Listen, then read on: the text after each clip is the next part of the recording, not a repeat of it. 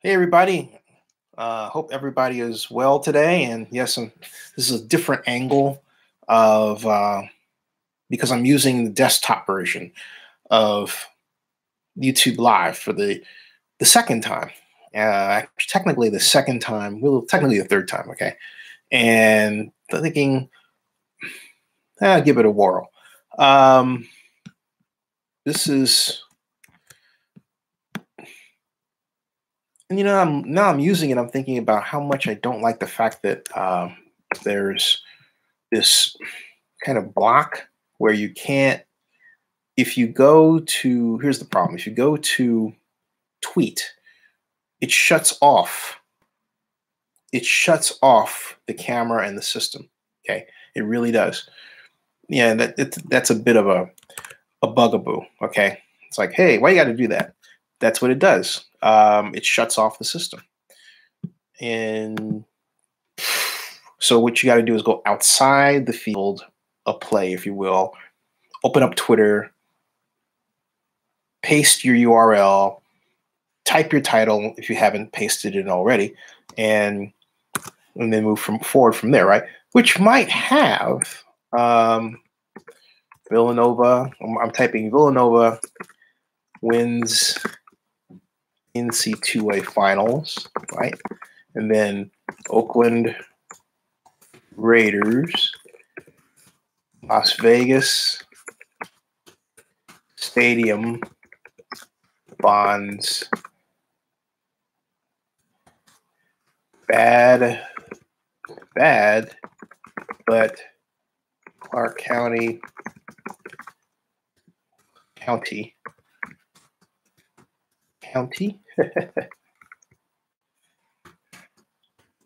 will prove anyway. Okay.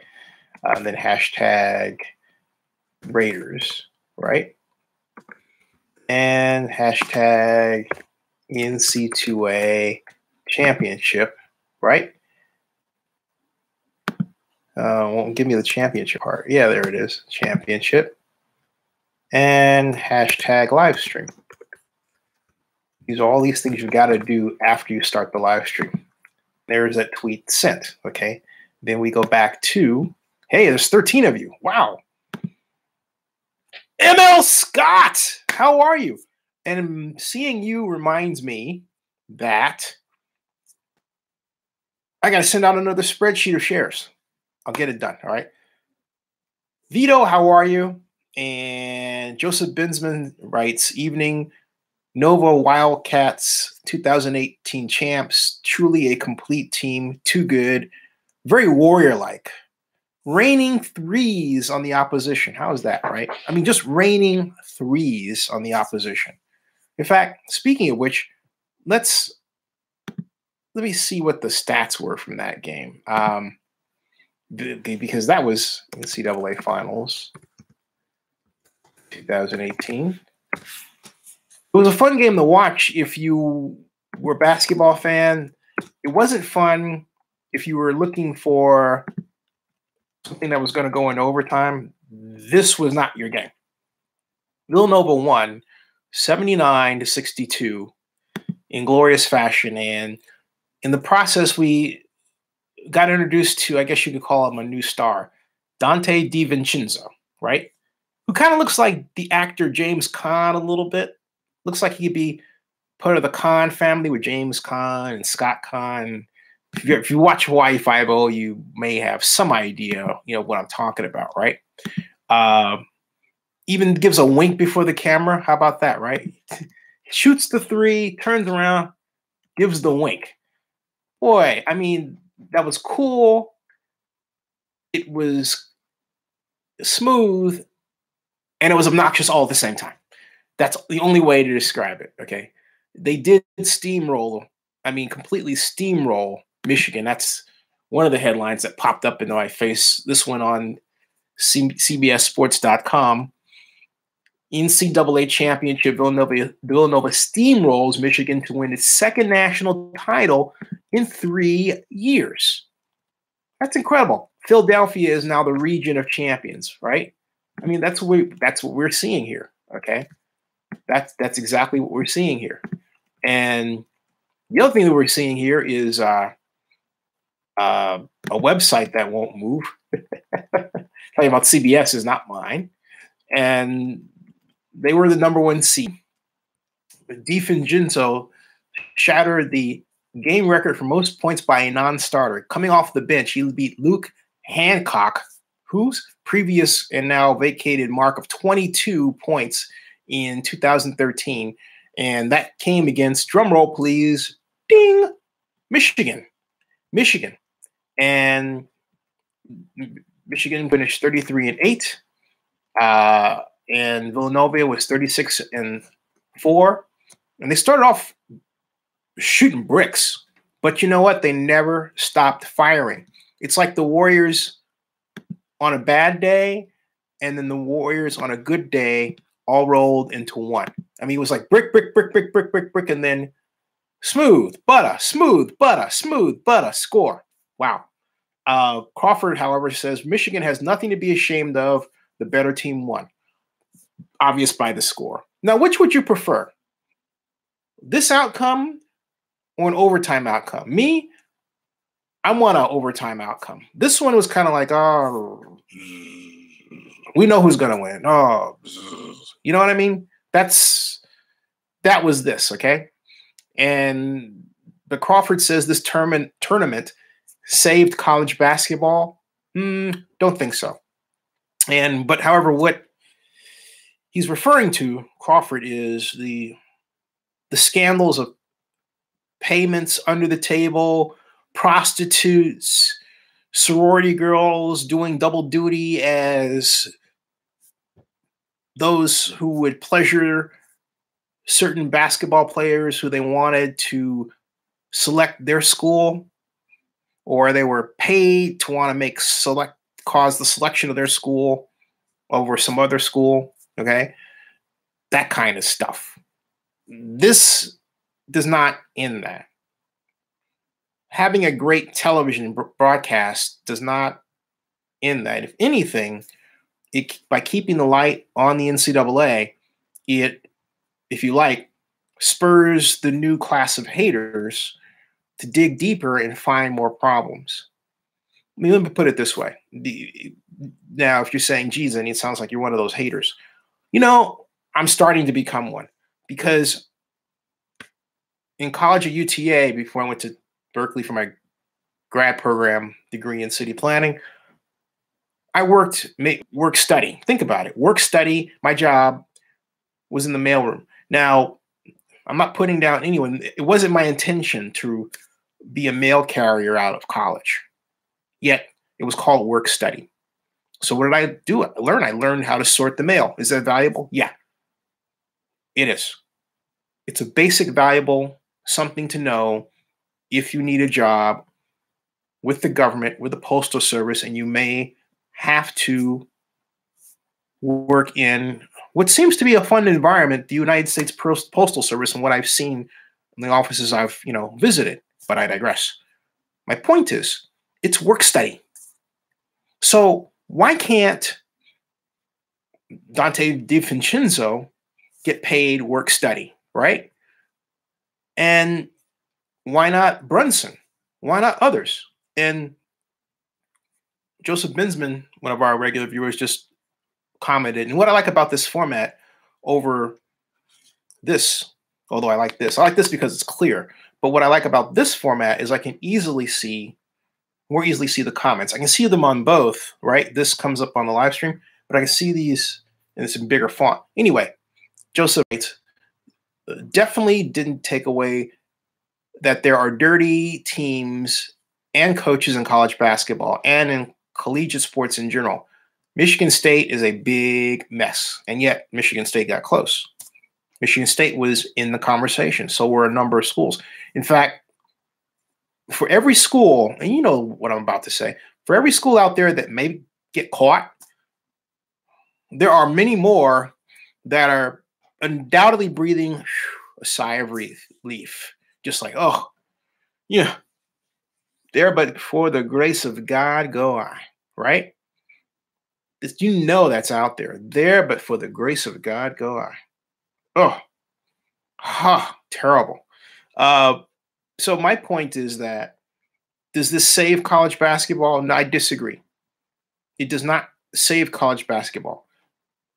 It just simply it saves college basketball on television, sure, because the ratings for this undoubtedly are going to be fantastic.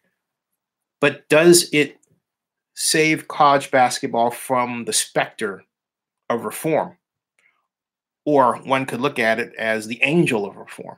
Because why not a college basketball program or system in the NCAA that pays its players? That would be fantastic, both men and women, right? Men and women, okay? And Joseph Binsman says, this was definitely one of the best NCAA tournaments in recent years, though no doubt and historic. 16 seed UMBC taking down overall number 1 seed Virginia in so many upsets. Yeah, there were a ton of upsets. I mean, so many that I thought we were going to get 2 small schools and no one would watch. Who's that? So, in a way, the NCAA is lucky that Michigan emerged to be the challenger to Villanova, right? Because Michigan's a big school with a gigantic alumni base, which equals ratings. Because Michigan alums, if nothing else, are known for watching their team on television, win or lose. Okay. Congratulations to Michigan, by the way. Congratulations. Tomorrow, something else happens, by the way. The Clark County Board of Commissioners will take up the already rated bonds, the bonds for the Las Vegas Stadium, which are called Clark County Nevadas, or really Clark County, say that real fast, Clark County NV Series 2018 Limited Tax GO Stadium Improvement Bonds. That's what they're called. Again, I'll repeat. They are called Clark County NV Series 2018 Limited Tax GO Stadium Improvement Bonds. They've been assigned their second rating, this one by Standard & Poor's, and it is a AA+. Now, as I told you, that was going to happen. It's the same, basically, as the rating that Moody's gave them. And I said, even before this happened, I called it. I said the rating for those bonds was going to be AA. Right again. And by the way, while I'm talking about bond issues, you know Rich Vallota of the Las Vegas Review-Journal? Dude, you have, and your publication really has a problem with me. And it's fun to see. I mean, you guys bend over backward, not to use my name. We don't want to say anything good about this black guy. And so this is the publication that called Ronnie Lott a black investor. I don't care what Rich says or anybody else. That's what they did. They called Ronnie Lott a black investor as if that's a bad thing. And then when I first, which is how I heard of Rich, okay? When I first heard about this and got wind of it, I tweeted, why did you do that? You know? And so Rich's retort back to me was, well, Mateer and Ross did it. So, in other words, because another publication does it, it's okay for them to do it, knowing it's not right. And then later when I mentioned it again on Twitter, he said it was a well-meaning editor. How can anybody be well-meaning and mention that? Okay?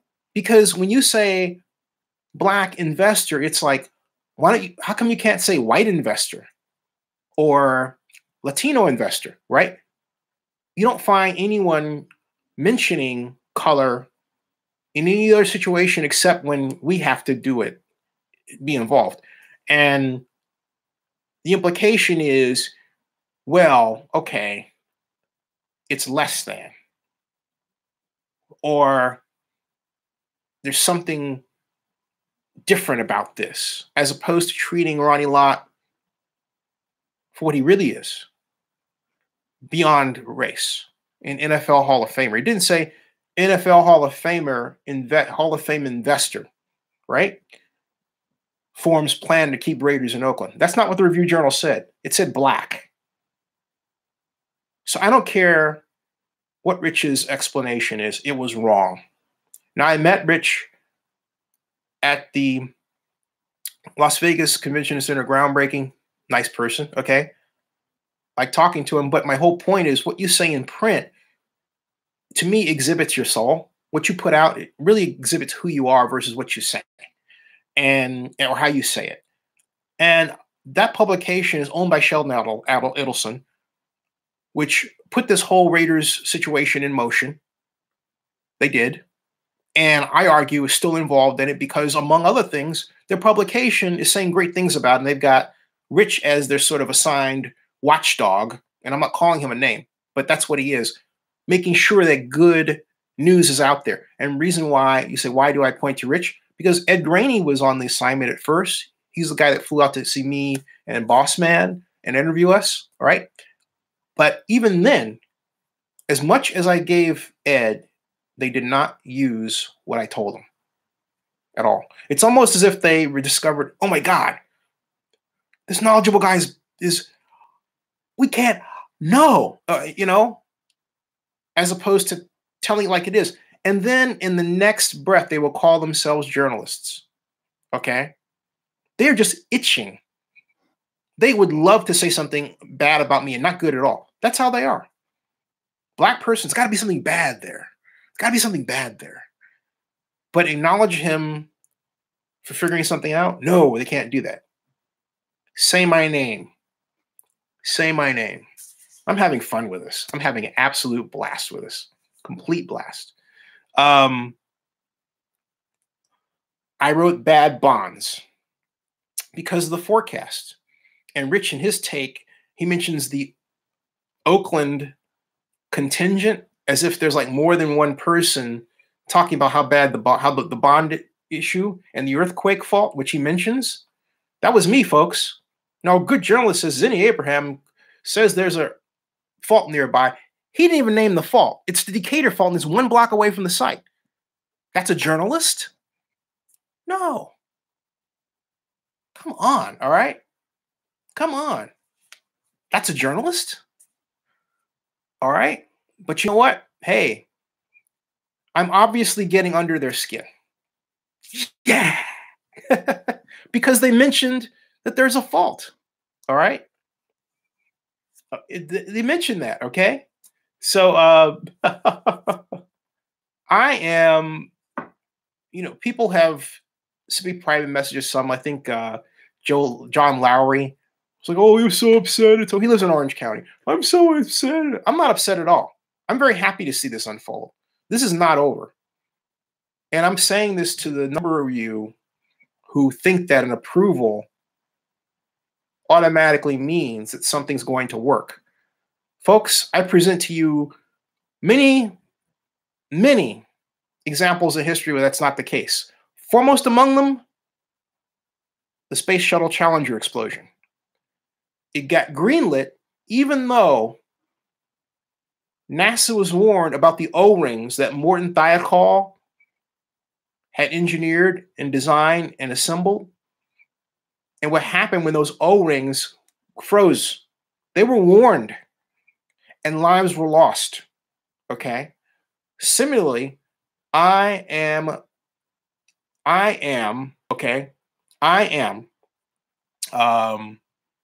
when John Lowry says, I'm up, Zen is you, I'm upset, Z.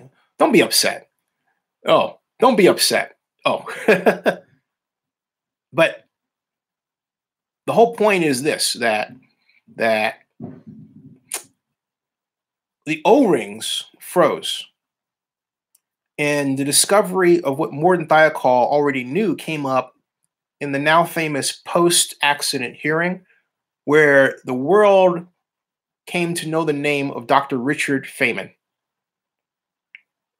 And a person already well known in physics circles became world famous after that, because he wasn't afraid to ask questions outside the box. In this narrow instance, I'm not afraid to ask questions outside the box. And I'm not afraid to point out some facts.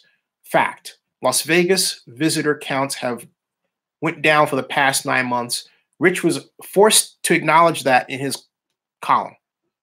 They have went down for 9 consecutive months. And that's why the Las Vegas Stadium Authority's budget has taken a hit.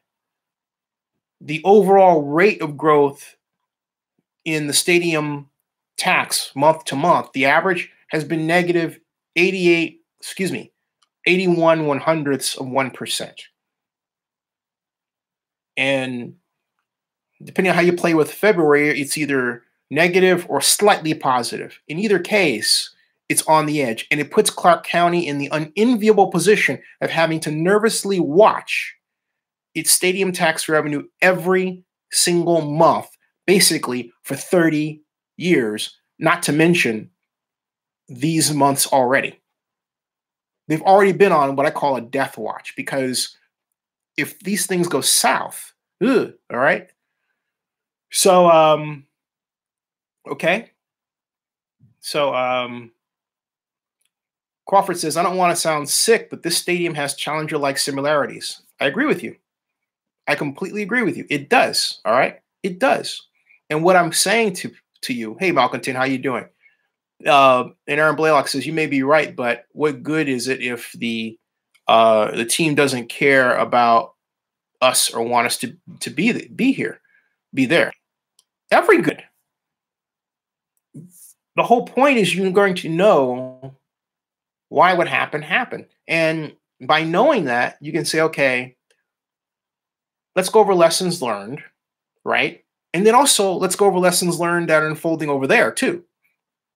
And ask, and I do feel the city of Oakland and indeed the Bay Area needs to have a sit down about the future of sports. It's a great idea. And say, all right, what do we want to have happen here? Because there has to be a group that really takes charge of this. Because I'll tell you something, folks, I'm not confident that the city of Oakland and the county of Alameda, as it's currently structured and ran, and I say this about people who I regard as friends,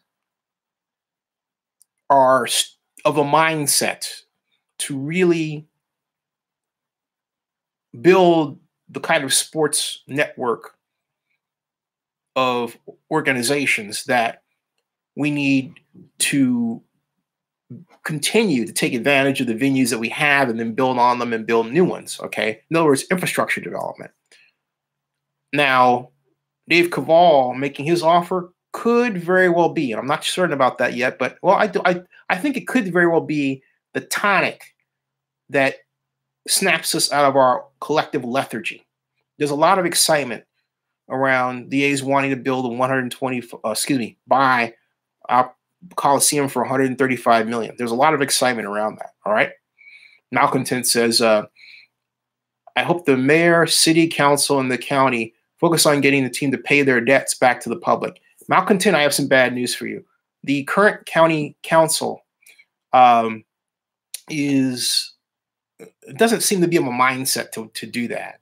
And I say that because she is in the position of hearing what Forever Oakland comes up with, or myself, and she'll just say that won't work. And what happens is the politicians say, oh, well, the county council says that won't work. As opposed to, and the current county council is, I barely know her. I just have to say, I barely know the current Alameda County Council. And I met her once, and that was, when was that? That was, that was at the Oakland Alameda County Joint Powers Authority meeting for Forever Oakland. I believe it was last December. Okay. Yeah. Last December. That's the last time I met her.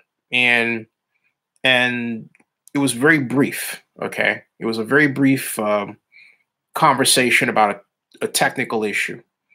And and it left me kind of chafed after our exchange. All right. It just did. So I mean, very much, I think chafed the right word? I'm actually looking for something here as I talk with you. But is chafed the right word? Or maybe pissed off or angry or I think I'll just say it, okay? The person who I most admired as Alameda County Council was Richard Winning. He was my mentor. He passed away about, sadly, 7 years ago now, 6, 7 years ago. And Richard Winning, if you know the history of the Raiders in Oakland, then you recognize him as one of the attorneys that filed suit to keep the Raiders in Oakland. Okay. And based it on eminent domain. Now,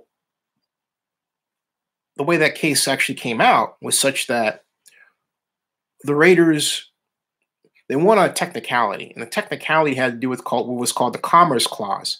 And the Raiders were arguing that because at the time, Los Angeles was an economically better region than the Bay Area, it's not true today. The Raiders were able to argue that they were actually going to a better region to perform the operation of an NFL team. And therefore, the rate that Oakland, in trying to stop them, was violating the Commerce Clause of the United States of America, okay?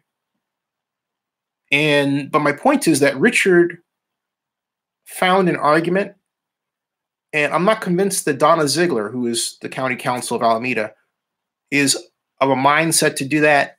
Moreover, I'm not convinced that they're directing her. I got a call from someone I won't mention who said that my email and my blog post about the so-called non-recourse loan of almost $160 million now is not suable, not doable by Ziegler's estimation. My immediate response within like 2 seconds was, why? What's the reason? And what I got back on the phone was, well, I don't remember that. I just remember she said it's not doable. And I said, it is doable. And what I got back was, well, are you an attorney? And I said, excuse me. First of all, Stephen Sugarman, one of the best tort professors in the world, encouraged me to sit on his torts class at Berkeley. I was going to file into law school at Berkeley. I already got my master's degree at Berkeley, but I decided to start my first company. Then, just a little bit before that, John Russo, who's now the city manager of Riverside, and Roger Hughes of Bell Rosenberg and Hughes, an Oakland construction law firm, both took me to lunch. This is in 1999, and they said, look, Zenny, you're already a lawyer up here. You just need the paperwork. Get your law degree, get out. You'll make $500,000 because you're black. That was their mindset. A couple of white guys thinking, all right, black guy, he'll make a lot of money, which I appreciate. And maybe in retrospect, like I should probably go back to law school again. But I know how to shepherdize cases. I know how to read the holdings of cases. I understand how to do case research. So I've got the basic lawyering research part and reasoning down. Therefore, for her to just say to me, and I hope she sees this, for her to just say to me, I'm wrong, excuse me, my response is this. If you, Ms. Ziegler, call that a mounting debt, a true non-recourse loan, I have to tell you that the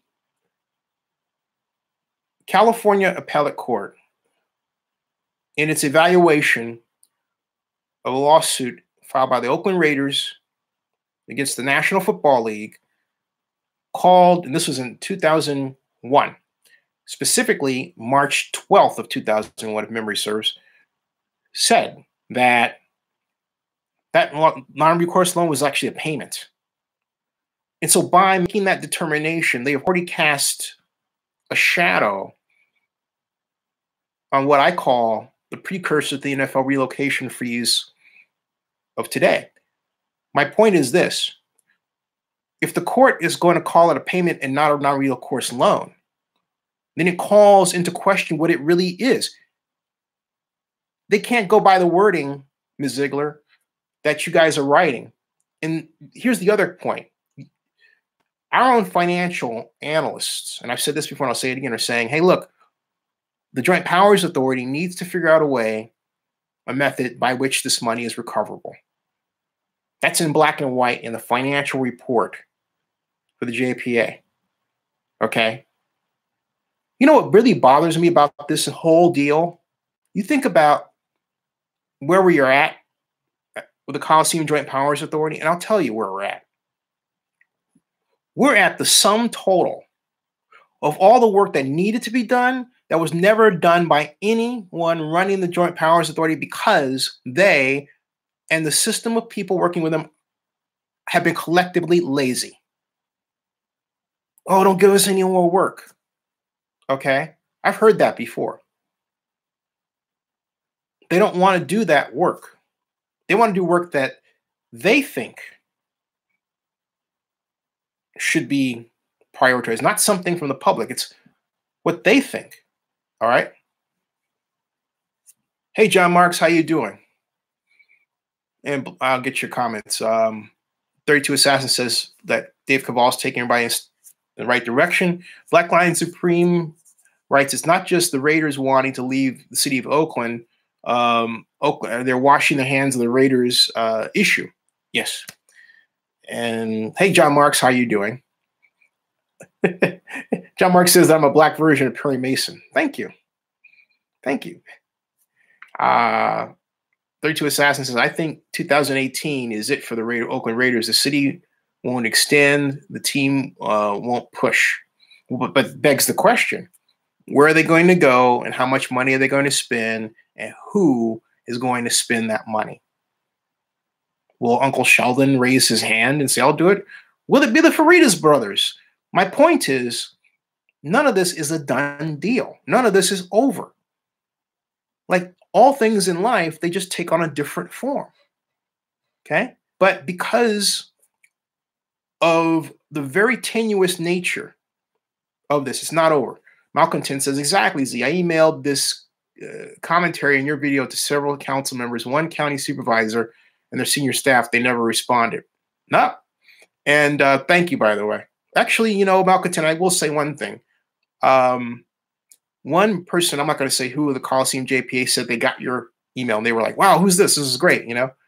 But John Mark says, don't be surprised if the Raiders go to San Diego in 2019. Crawford says the Raiders will look for more extensions as far as they can go.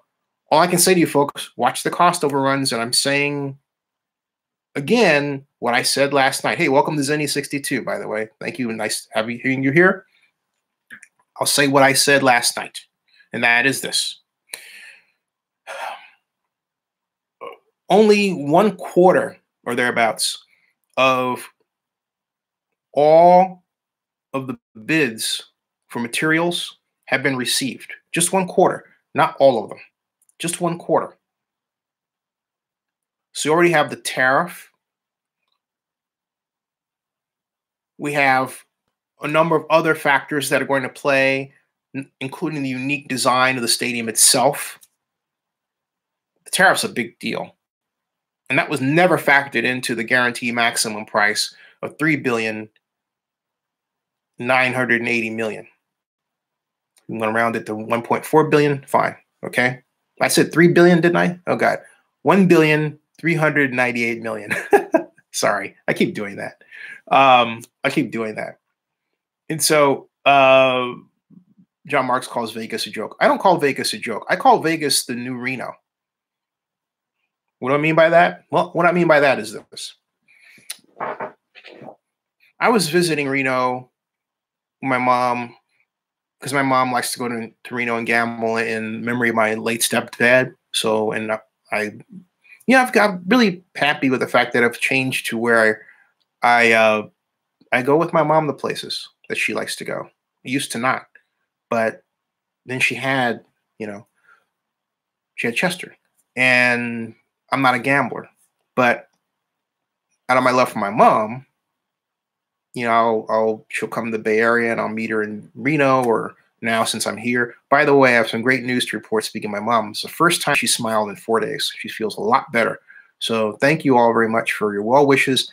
And I cannot say enough about the power of Bayer aspirin for body and back.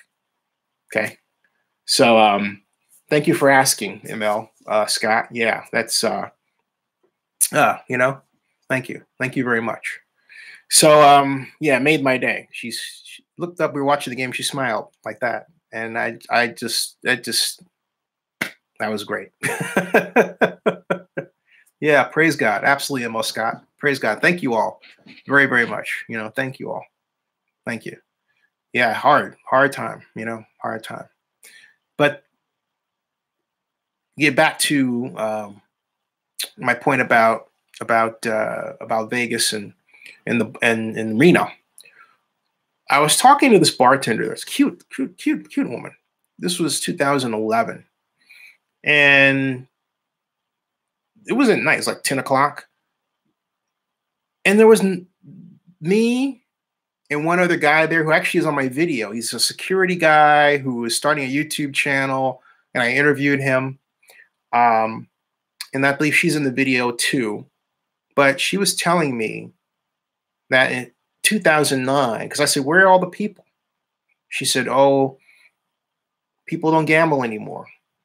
That's what she said. She said, the bartender woman said that in 2009, where you're standing would be 9 deep with people waiting to play. The machines they have set up at the bar. This was at the El Dorado. That's what she said. It's different now.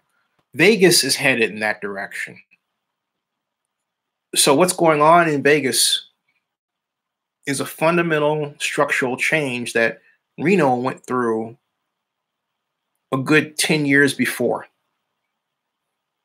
Because Reno had it didn't have the critical mass of casinos. It just wasn't as big as Vegas. It wasn't Vegas. It was Reno, right? It didn't have that critical mass. And so it was the first to really see a constricted casino industry. That's happening to Las Vegas. And there's nothing that's emerged to replace it. And so what that means is that you're going to have conventions. And for example, in February, there are 100,000 more visitors for the conventions. But the visitor count overall was down by almost 2% over the previous year. And again, we've had 9 months of visitor counts that were less than the previous year. And we're not in a recession. So when Rich Villanova wrote about that, he buried the lead. The question is, hey, why is that happening? So I'm glad that I have essentially pestered the Review Journal to a point where they have to now, by mention of them in Rich Villanova's column, get those out in the open. Hey, folks, that is a structural problem, all right? And it should make Clark County very nervous. It's going to, because it's not going to go away. There's nothing on the horizon that's going to change it. Someone said, well, we're building new hotels. That's not the point. What Vegas has done, I've said it before, but I want to say it so that's crystal clear, is it has chased away its middle class, female-led, slot machine playing customer. It's chased it away. Never to return. Why? These folks have gotten older. They've gone back. They're not winning. There are alternatives in terms of casinos right down the street in many cases. Not Vegas. Why do you want to go to Las Vegas and the slot machine that you played on a few years ago where you won money is not paying? And not only that, nothing around you is paying off. Okay? Do you want to be forced to try blackjack and play, $25 a head and all that? No. You just want to put in a quarter, 2, 3, whatever, win $100 and you're good to go. Or maybe you win $16 and that's your dinner, as one guy did. He says, I just won my dinner. He's good to go. Okay? All right? So, Hennessy. Hey, how you doing, Hennessy? Well, John Mark says, the El Dorado is a fun place to go. It is a lot of fun. Hennessy says, the more I think about it, I don't think I could support them when they believe. Just won't be the same. The Raiders will be just another show in town. It'll be an expensive show with prices that no one here has seen. And John Mark says, amen, Hennessy. Black Lion says, facts, Hennessy. I will be done with the entire league.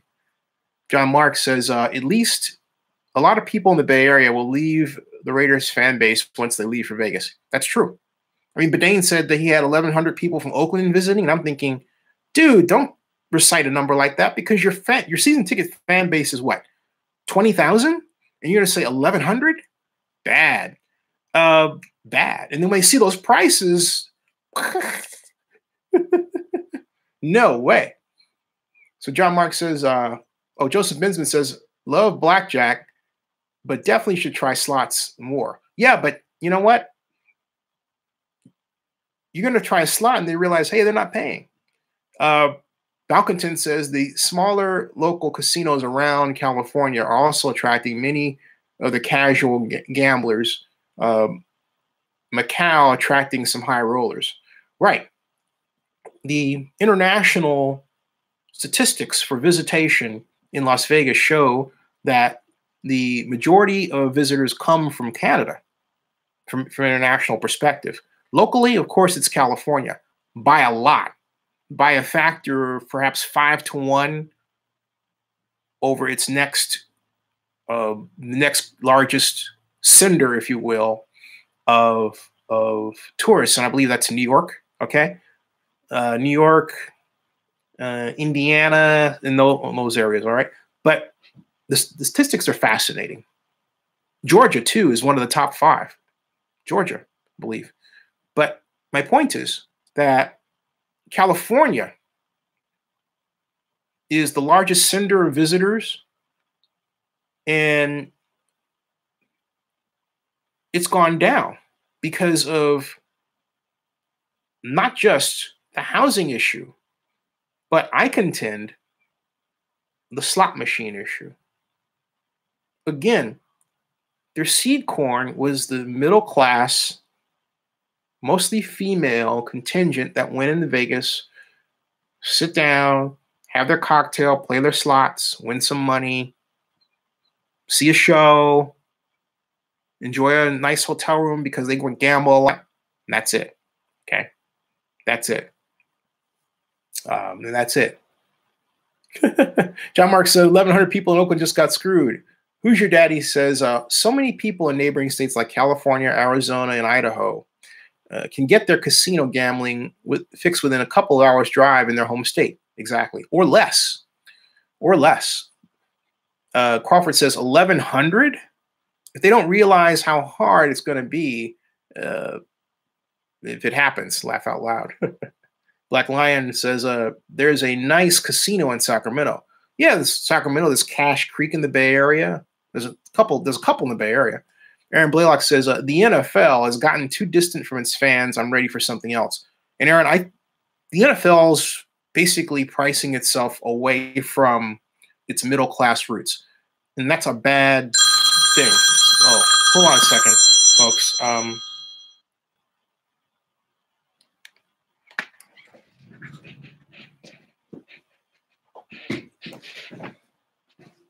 Oh, okay. How do you feel right now?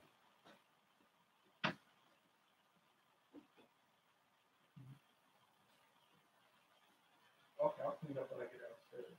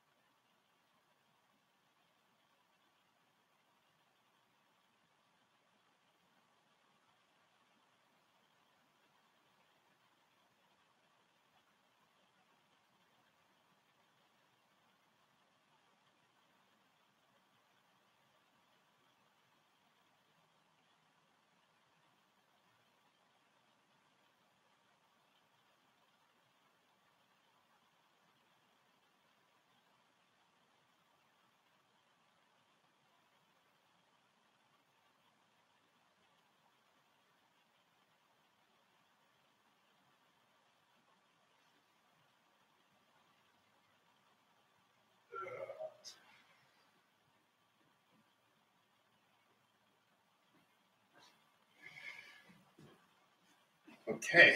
All right. All right. Sorry about that, folks. Had to back. Had to make sure that had to get some medication for my mom. Basically, move it from one place. She's headed to sleep. So there we go. So back. All right. Back. All right. I'm back. All right. So, hey, where's Barry Lee when you need him? Barry Lee, are you still around? Hey, Dave Lawrence is around. And although Dave Lawrence isn't Dave Lawrence.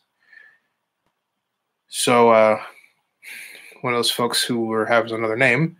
John Mark says, I'd like to bring back the Oakland Invaders. And Black Lion says, this is about power no matter the cost of everyone knows it's a bad deal. Oh, yeah, it's a complete bad deal. Absolutely. Just do the math. So I challenge everybody to do math. To do math. Do math. So where was I?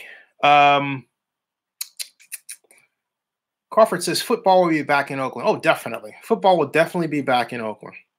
Absolutely. That's one thing you've got to keep in mind is that football will be back in Oakland because we have the venues for it. And there will be a desire to essentially right the wrongs that were caused by the Raiders. If, and I say if, and now I'm taking my feelings out of it, if this deal continues to go forward and if this thing actually gets built, I'm sorry, folks, I'm still just not confident in this Las Vegas deal. I'm not. Now I'm going to say something. Having said that, I will say this.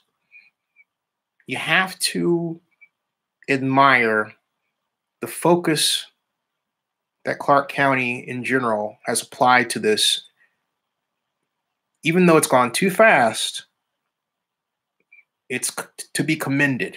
It really is to be commended, okay? But that site's bad. It should be downtown. It really should.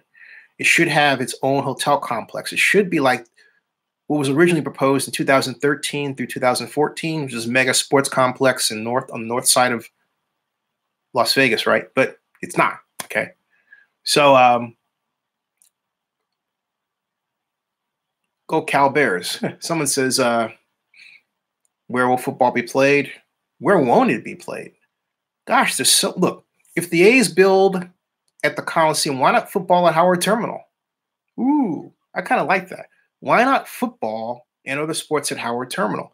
Or why not football where that Hall guy wants to build a soccer stadium? Which leads, in fact, speaking of soccer, you know, I do wonder. Let me see something here. I wonder if somebody would be good enough to respond to an impromptu soccer football related phone call, you know? Might wonder who I'm talking about here. Hold on a second. Let me see here. This is a shot in the dark. She has no idea I'm calling. Okay. Who I'm calling is Oakland Council Member Rebecca Kaplan. I call this one of my flash calls, you know.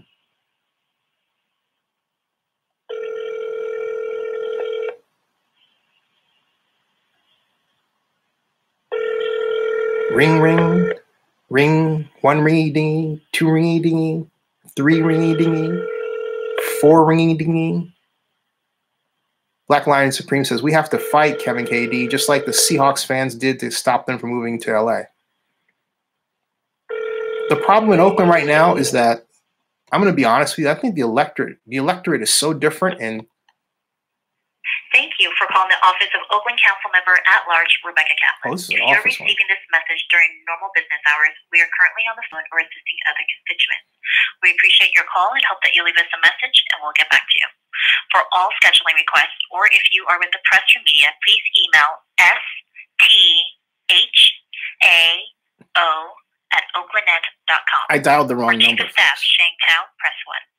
For Policy Director Laura Holton, press 2. For Community Liaison John Knight, press 3. For Special Assistant JC.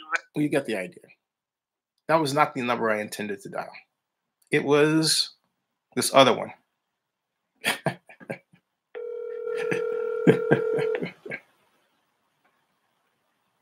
So now you know what it sounds like if you call Councilmember Kaplan's office, right? Yeah. It is 10:41. Well, it's 10:44. It's late.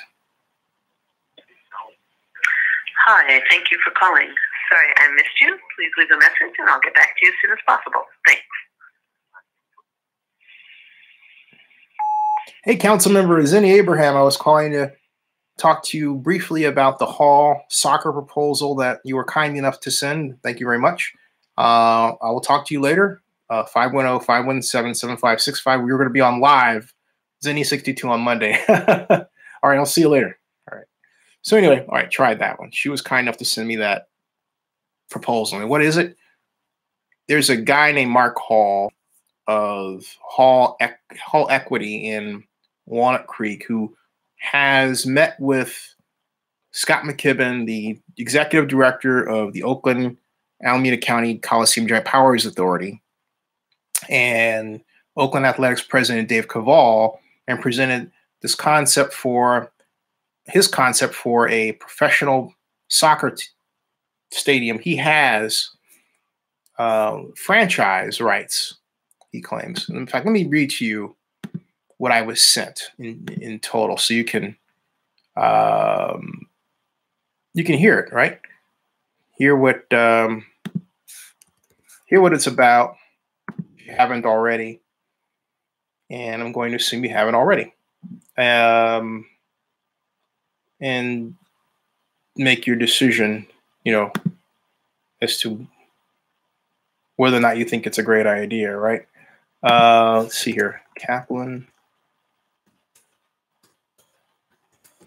Trying to locate the letter I was sent, and there it is. I found it. Oakland Coliseum letter, Hall, Sports Ventures, and here's how the letter reads. It's March 28th, written to the mayor and city council. Dear Mayor Schaff and Oakland City Council members, last December we acquired the franchise rights for a United Soccer League USL team for the Oakland East Bay region. Our franchise territory stretches from approximately Gilroy to Napa, excluding the San Francisco Peninsula.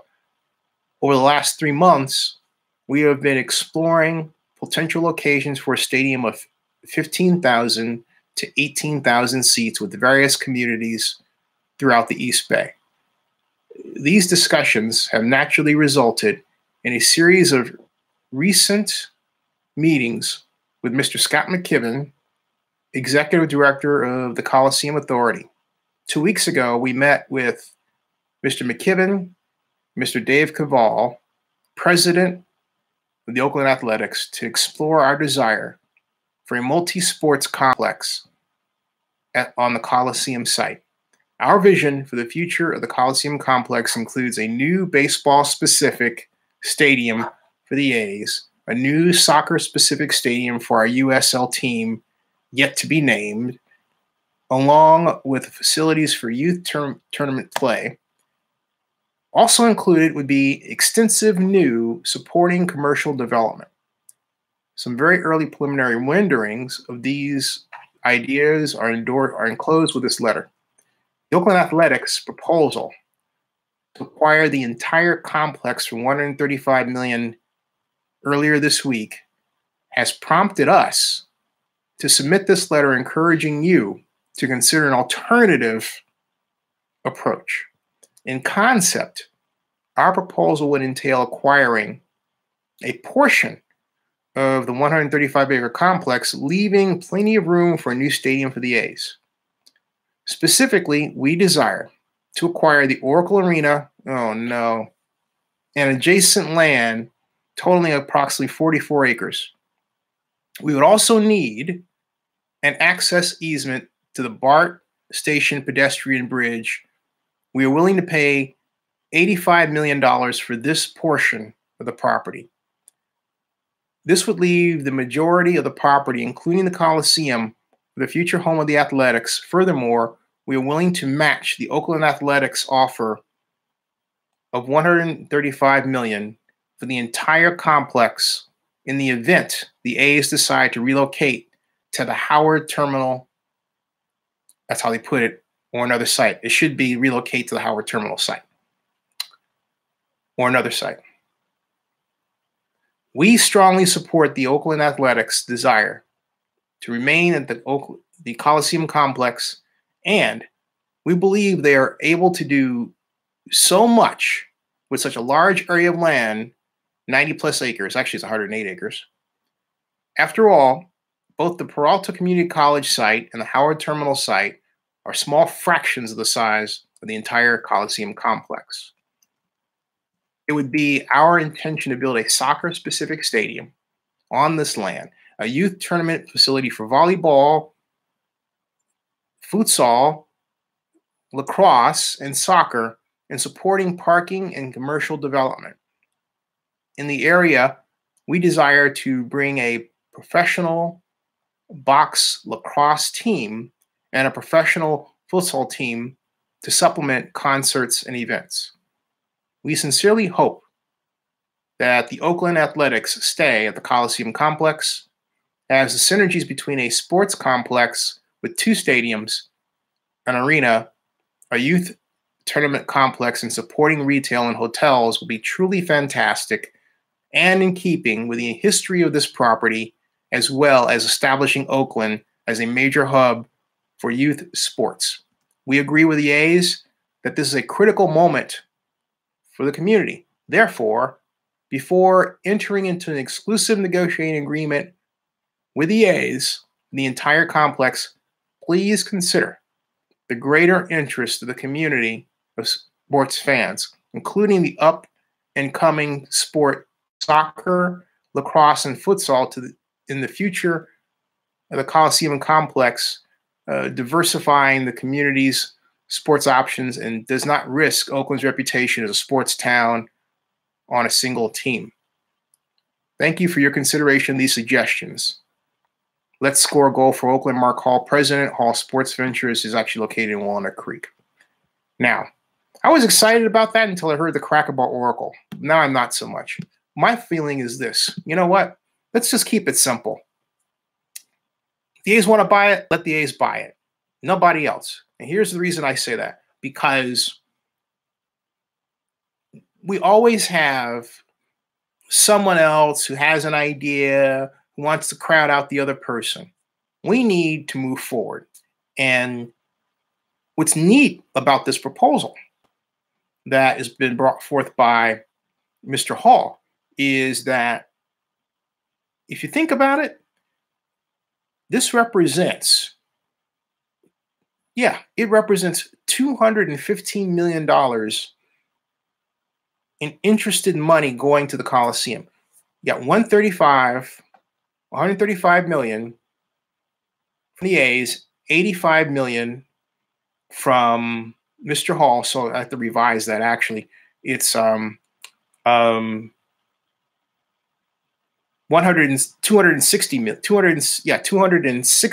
not 185 million, $260 million in investment from the two. And so, so my point is that you've got a great opportunity there. You've got a great opportunity there. Let's say that it's a 210 million. Yeah, $210 million. $210 million. You have a great opportunity there. Fantastic opportunity there. You have a fantastic opportunity there to really build something that could create. I just have a bunch of ideas in my head just came in just at once. A Coliseum for the 21st century, as we have wanted to do since around the turn of the century, right? But $210 million of investment between the two organizations. Now, the way Mr. Hall is presenting his plan, he wants an $85 million carve-out of the total. The A's want the total. The question is, if we give the A's all of the land in an ENA, what will they do within it? And we have the right to ask that before the ENA is, commenced, right? And that's where we have that process. But what Mr. Hall doesn't want to have happen is have his idea crowded out. But here's something else. The Oakland A's own the San Jose Earthquakes. The question is, would they make them Oakland Earthquakes? Or is Dave Cavall trying to buy the land to squeeze out soccer from a competing league entering Oakland? The game's afoot. Okay. So, excuse me. This is where a task force was really necessary. And I really call on Libby to form a sports task force this time, because there are a lot of issues here to flesh out that I think a community task force could do a great job at. All right. I really do. So John Mark says pro football must be retained in Oakland. I agree. Malcontent says Hall doesn't want to get rid of the arena. He says he would be the operator booking events year-round. There would be the arena plus 2 new stains. That's what you wrote, stains, Malcontent. Anyway, 2 new stadiums. I get you. Okay, all right. Yeah, that's what I thought, because I saw in his artist rendition, I saw Oracle Arena, so I was puzzled that he put that in there. Now, John Mark says, how about expanding the NFL to 36 teams with 6-team divisions, with possibly fixing the playoffs format? 32 Assassin says, the whole reason this mess started. Crawford says, a super sports complex on this site would be a great idea. But football must be primary, even if the A's are forced to settle with the Coliseum. Malconton says, no, Hall's USL team is in a different league. Yeah, I understand they're in a different league, but it's soccer. And if you're building a stadium for soccer, the question has to be asked, is it in the back of Caval's mind to keep soccer out of Oakland? I mean, because they met says nothing for what he may think about the proposal. This man has, I'm talking about Mr. Hall, has that franchise. He's bought it, okay? He's bought it. John Marks wants the name Oakland Stompers to be used. 32 Assassin says expansion is problematic. Do you mean for soccer? Maybe. Could be. Could be. Hey, there are quite a few of you on tonight. Welcome. Welcome to Zinni62. There were quite a few on last night, too. Not bad. Not bad at all. Just trying to see something here with respect to tweets. Raiders bonds. I'm typing Raiders bonds. Political fallout from tomorrow. What will happen? Clark County, Nevada has this. Coming up tomorrow, meeting of the Clark County commissioners to discuss issuing of bonds to provide Raiders with $750 million for construction of Las Vegas Stadium. Full meeting agenda. And I'm going to look at it right now. Let's see here. And the meeting starts at 9:05 in the morning, which is 12:05 out here. Okay. And Tuesday, April 3rd, it's at the Clark County Commission Chambers Government Center, 500 South Grand Central Parkway, Las Vegas, Nevada. And I might say it's a nice building. I did say that. So let's see here. Where is it on the agenda? It is janitorial, 1, 2, 6, 7, 8.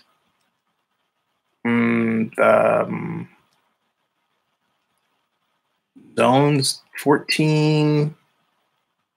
School district. Authorize the chairman to assign the interlocal contract of Clark County School District. School stuff on the agenda.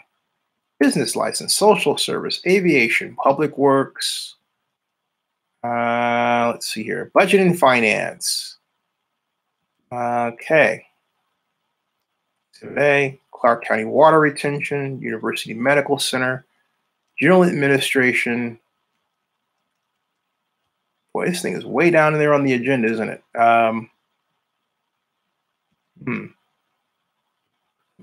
Commissioner Management's recognition. Items in public hearings, business items. See a report from Public Works. Closed session, public comments. That's interesting. I don't see it clearly listed here. Let me see bonds. One of these situations where the naming bonds, there we are. Bonds there. Bonds appears 6 times. 1, 2. Okay. It's direct. Nope, it's not it. I found it. Okay. It is section 6, number 57, after the public hearing, business items, and the title it's approve, adopt, and authorize the chairman to sign the bond ordinance concerning the issuance and payment of Clark County, Nevada general obligation limited tax stadium improvement bonds, additionally secured by pledge revenues, Series 2018A, and Clark County, Nevada general obligation limited tax stadium improvement bonds, additionally secured by pledge revenues, Series 2018B, in the maximum principal amount of $750 million as if an emergency exists, or it says for possible action, okay? So hold on a second. And so it's got the bond ordinance, and it's got the agenda items template, I don't see a staff report on revenues. It has the bond ordinance, but there's no staff report on this thing. This is background. The county presently expects to issue approximately $650 million. Ooh, this is what I was talking about, that where Rich Villanova once again screwed up on the technical interpretation of what I was talking about, because he didn't have the good sense to call me and say, Zinni, what are you talking about with respect to this bond issue and limiting, amount? Listen to this background. This is in black and white, folks. And it's too bad I don't have if I use this, I can zero in on it, right? But it says the county presently expects to issue approximately $650 million in bonds for the NFL stadium project, because the principal amount of such bonds is subject to reduction to the extent necessary to account for any dedicated room taxes collected before such bonds are issued, which is what I've been saying. There's that gap between what has been collected, all right, and what the county's going to backstop. And that gap is about $50 million right now, all right?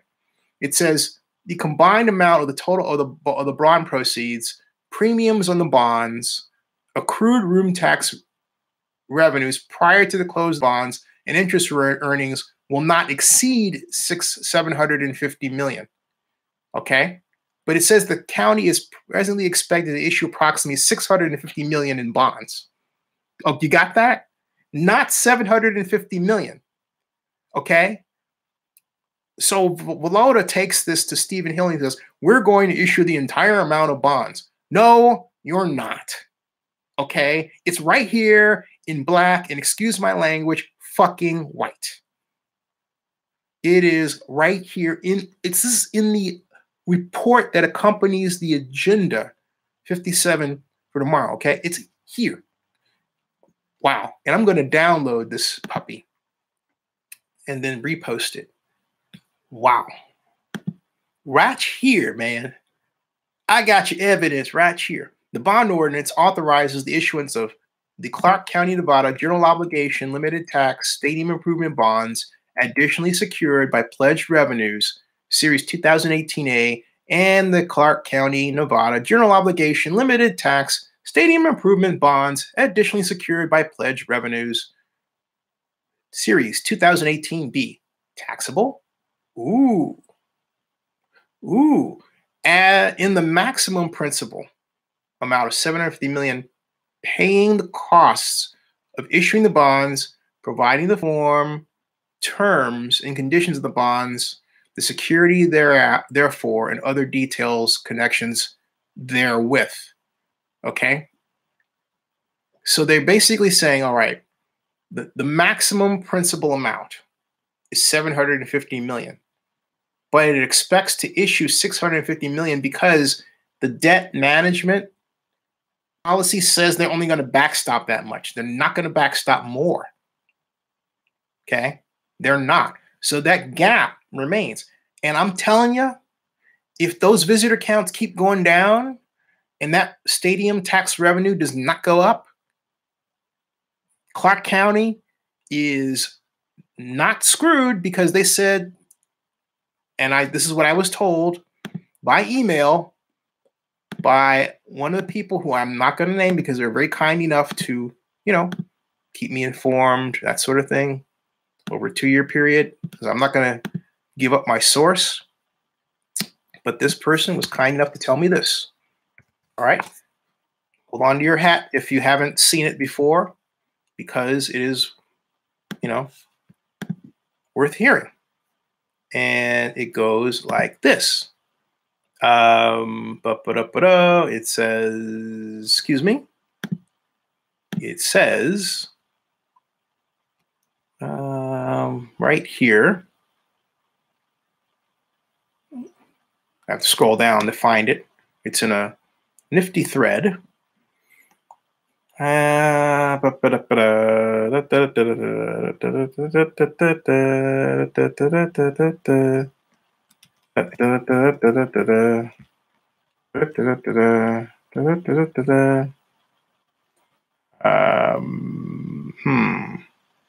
Oh, here we go. Okay, good. Zinni, great to hear from you again.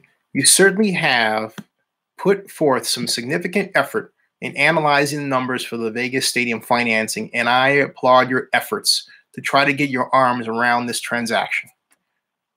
Let me give you some additional information that may be of help in recasting your analysis. First, the par amount of bonds that you are assuming is incorrect. Remember, municipal bonds are often sold with a premium structure these days.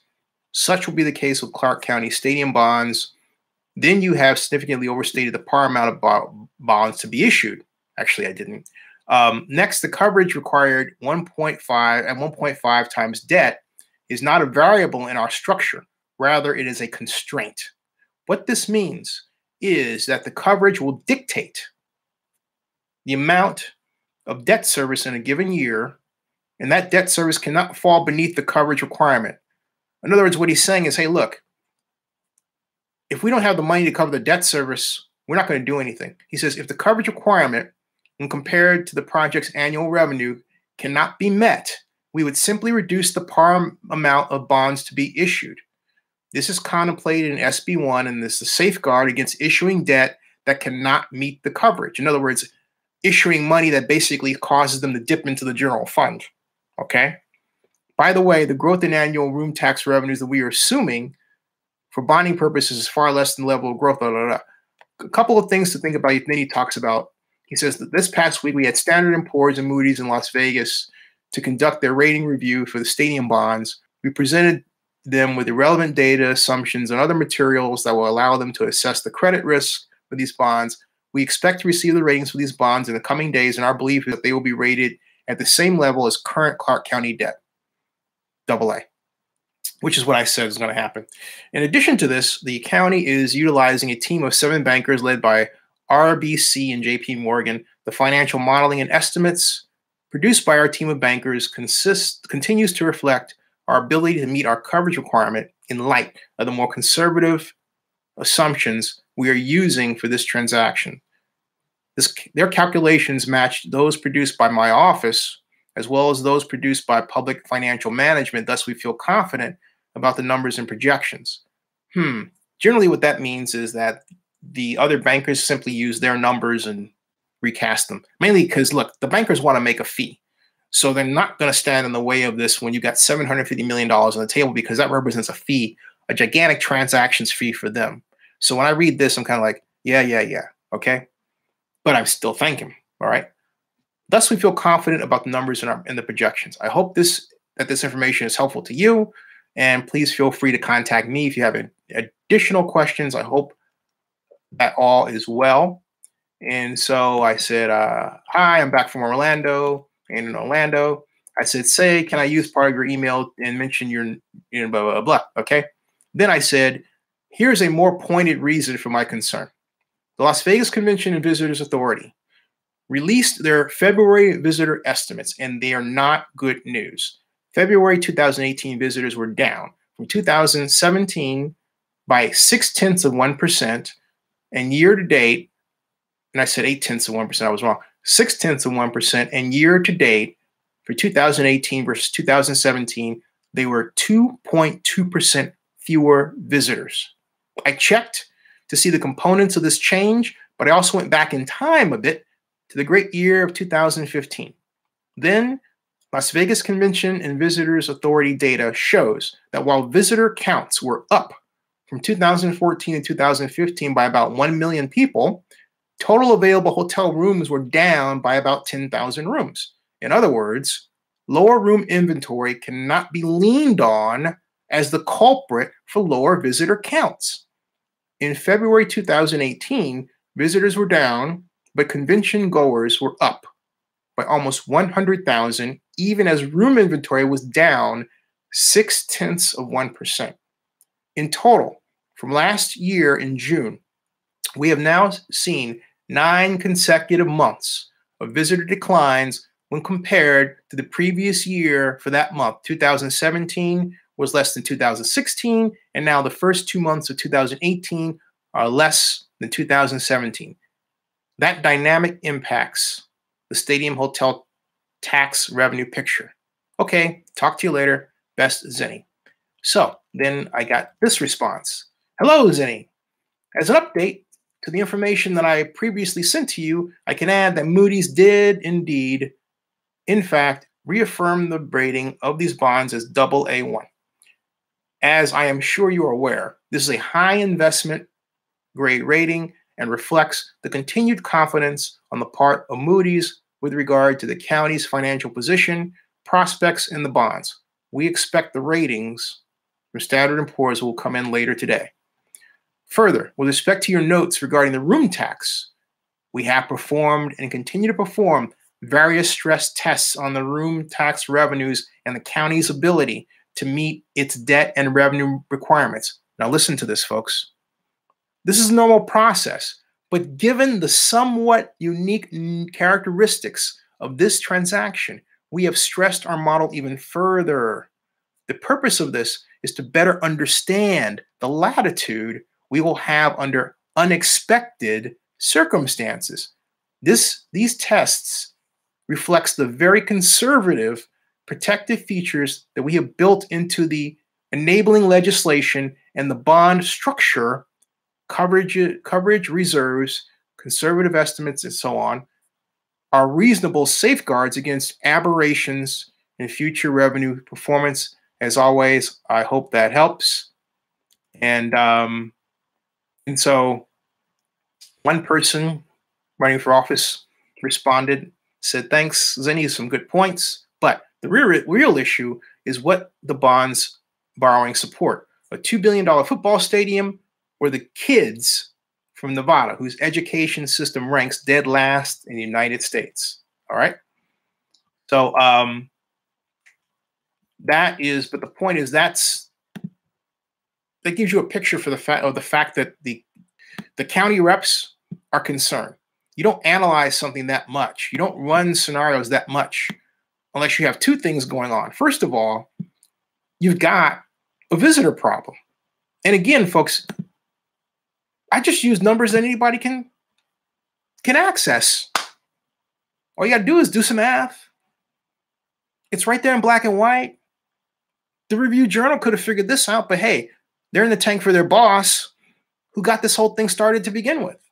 And I believe is angling to buy the Raiders for his kids. Okay? So my point is that there you go. Contrary to what Rich Villanova wrote in the Review Journal, there is a great concern over the visitor counts, to the point where they're running numbers and monitoring everything, and like they're scared, and they should be scared, because this happens in the middle of amazing structural change for Las Vegas. Okay? Kevin KD says if Adelson really wants to leave Nevada with a gift, Las Vegas, he should buy Nevada kids some textbooks that were written in at least the last 5 years. Ooh. Crawford says, actually the last 3 months. Oh my gosh. So so there you are, folks. All right.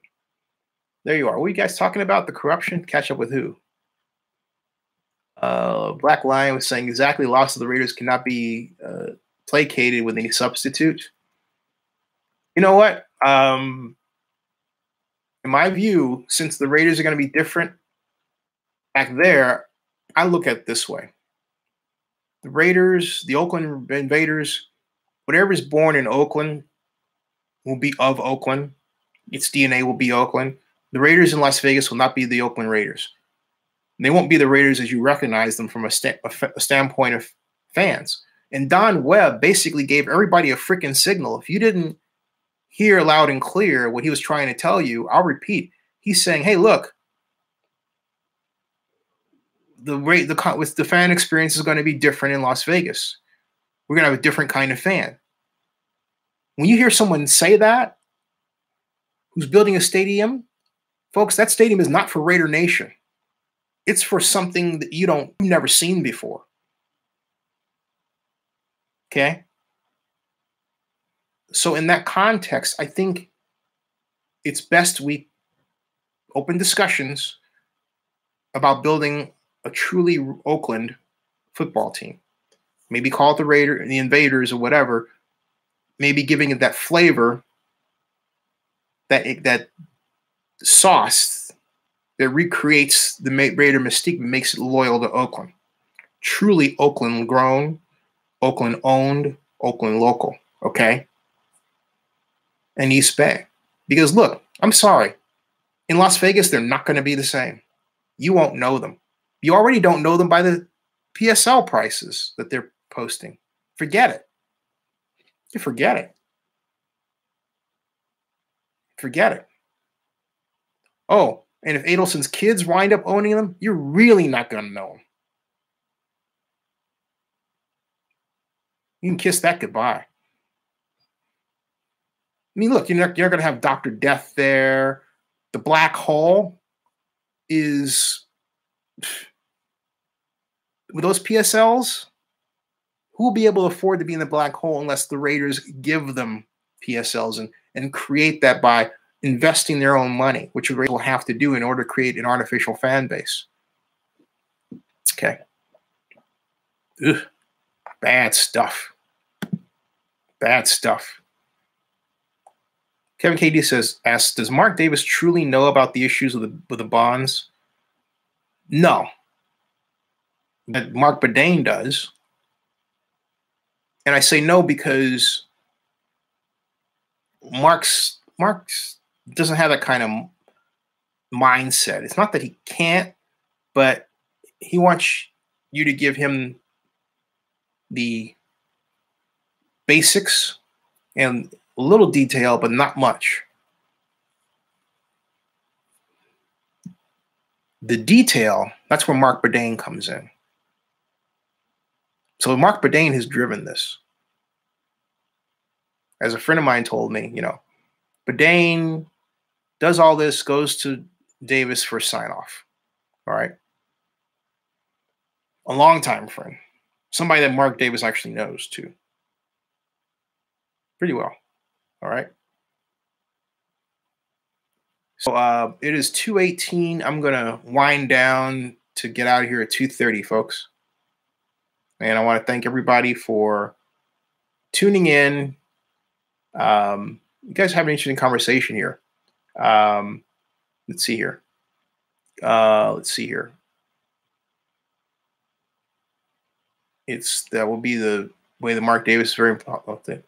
Anybody who says that the Raiders leaving by the end of football in Oakland, that's crazy. And it's crazy for one particular reason. The NFL Constitution. And the question will remain,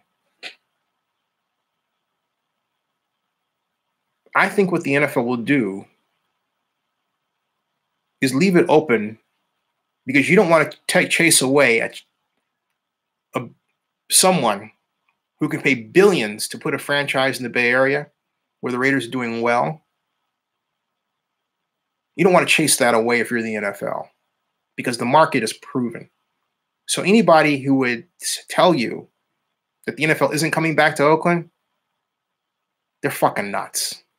That might be wishful thinking. In fact, that sounds like more wishful thinking than anything else, or just something to say, right? But for anybody that actually knows how to do a market study or real estate investment analysis or urban economic analysis, you're nuts. You're totally nuts. All right. Crawford wants a bill introduced that would make it harder to relocate professional franchises. They're out there. I mean, they're out there. See what you want.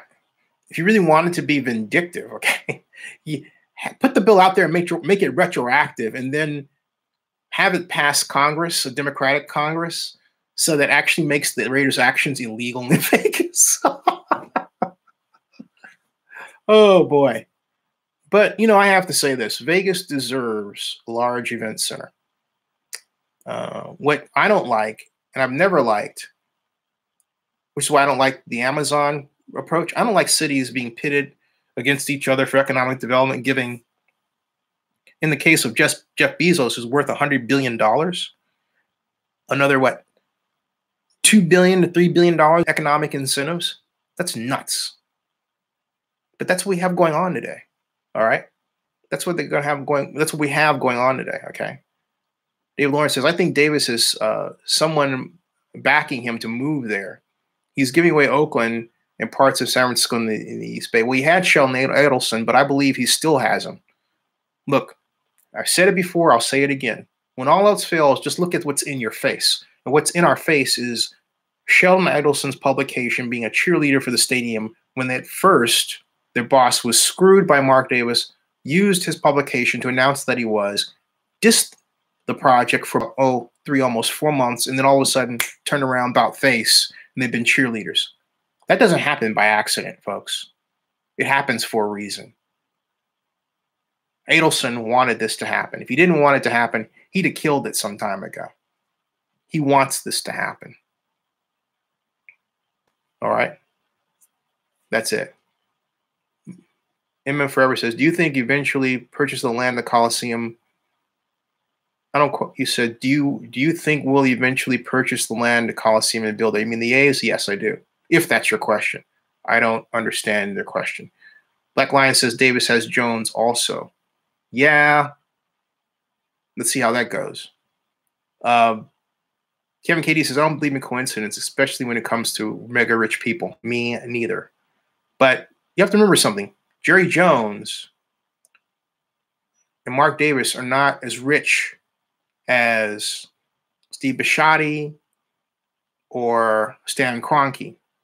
So there are different levels of mega rich we're talking about.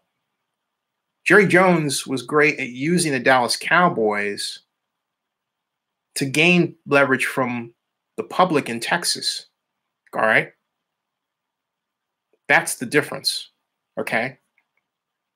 Stan Kroenke doesn't need that. Paul Allen doesn't need that, who owns the Seahawks. The number of NFL owners who are truly mega rich, including the gentleman that's placing the bid on the Panthers, who don't need a public subsidy. And Mark Davis, public subsidy is based on a very iffy and tenuous hotel visitor situation. It really is. And again, I repeat to you folks, these visitor numbers, Las Vegas has not seen since the recession. And yet, it's not a recession. Okay? Yeah, Adelson is mega rich. And yeah. Him and Forever says, I don't mind Davis ever wanted to stay in Oakland. I think he always wanted the team to go back to LA or Vegas. Vegas just came up. In fact, to be honest with you, when I asked a friend, I said, why is Mark Davis so interested in Vegas? The first response I got was, well, he's got a couple of girls there. Okay? Think about that whenever you see him out and about, pictures, see who he's with. All right? I want names. Who's your daddy says we're doing another recession soon. God, I hope not. Kevin KD asks, but if Adelson is so rich, then why did he lobby for public money for the stadium? Because Kevin, that is a great question, which shows two things. A, you're new to this conversation, and B, you are really new to this conversation. Okay, it's like this. Sheldon Adelson has been fighting what I call the Las Vegas political equivalent of the 1,000-Year War. As far back, let me put it to you this way. Sheldon Adelson hates the very existence of the Las Vegas Convention and Visitors Authority. He can't stand them. Why? Sheldon Adelson is a conservative who believes that public money should not go to building conventions. And yet, the Las Vegas Convention and Visitors Authority does what? It takes public money to build convention centers. Why does he hate that? Because he believes the private sector, specifically his own organization, Las Vegas Sands, should build those ballrooms and convention centers and profit off the tourism that they attract directly and indirectly.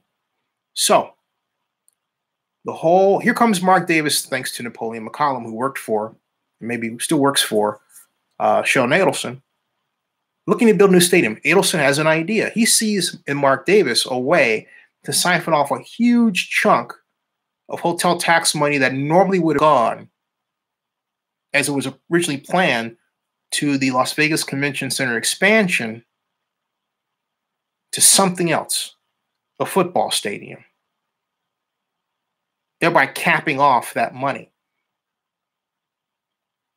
So if you read the Review Journal and you see, remember it's his publication, you see this attack on the ethics of the Convention and Visitors Bureau and this analysis and all this searching and requesting emails they've done. I don't care if they say it wasn't requested by Sheldon Adelson. Look, it's his publication. You think he doesn't like it? Of course he does. They're not looking at the Las Vegas Stadium Authority. They're not looking at the numbers like I'm looking at them with respect to the stadium. Oh, no. Sheldon Adelson won. As long as he wins, everything else is gravy. So he's not going to stop this train, because stopping the train, all right, means that the state, if this thing were to stop, the Las Vegas Stadium Authority take from tax revenue will go up. Okay. Instead, right now it's capped at roughly, I think it was $25 million a year. It's capped, and that's it. That's what Adelson wanted. It was about using Mark Davis to get what he wanted, and that's what he really wanted. The whole football thing was secondary. Could have been whatever, right? But $750 million was the perfect mark it gave, and Mark Davis, knowing he had Mr. Adelson's political muscle, could ask for that much and hope to get it, and he did. There was one problem. No one bothered to ask the real question. Can the county handle it? Is Las Vegas economy changing in such a way where the stadium tax can sustain this kind of bond issue? When they made the projections, they did this typical rosy scenario where you have constantly increasing revenues at 8% each year. Folks, that's already not happening. That's already not happening. And visitor numbers have declined. They didn't show that at the SNTIC. I don't care if my friends say, hey, our estimates are more conservative. They didn't go to the point of reducing visitor counts. So since they only show growth, they're still wrong. All right. It also, something else too, Kevin Katie, that you don't know. June 23rd, 2016, Jeremy Aguilo, one of the consultants, floated alternative public subsidy size of $550 million, something Clark County could easily do given the stadium tax rate. Okay. Mark Bourdain had a fit. Steve Sisolak had a fit. Keep that in mind. They left it at $750 million. So there was a time when, it looked like, hey, it might make some sense here. But even in the study that discusses this alternative, they looked at the impact of the reduced subsidy only on the developer, not on Clark County. Talking about how, the developers' return on investment would be less. So what? It's like, oh my God, the developer's going to get hurt by this less than subsidy. Oh, boo-hoo. Let them pay for it. Jeez, I let that roll around in my head. I'm thinking, Alice definitely took a trip to Wonderland. Whew, man, oh man. Man, oh man, okay. Wow. Man, oh man. Oh, by the way, Jimmy T, you're wrong. This the ENA, there's been nothing signed. There's been no hearing on the ENA. You're working too fast. Okay, that's wrong.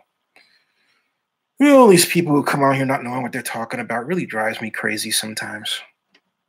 Stop talking like you know. It didn't happen. Mayor Schaaf said she won't support it. Actually, Malcontent's right. Mayor Schaaf said she would support it, but council hasn't voted on it. It hasn't come up on the agenda. All right. It is 2:31. Good night, everybody. See you guys later. See you tomorrow. We have a lot to talk about. A lot. A lot. See you guys. Good night.